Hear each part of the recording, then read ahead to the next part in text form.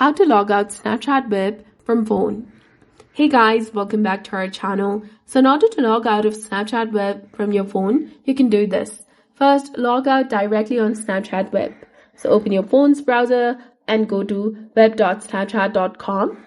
From here, you can tap on the profile icon if you're logged in, or the menu, 3 dots on the web page, and then find and tap on log out.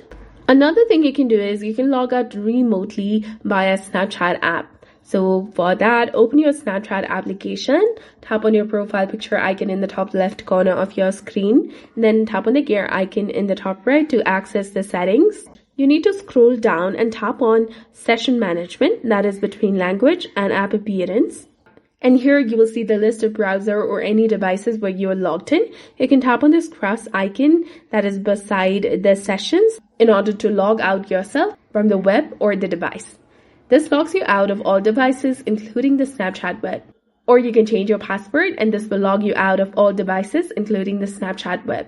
So that's it for this video. I hope you found it helpful. If you did, please like, share, and subscribe. Thanks for watching.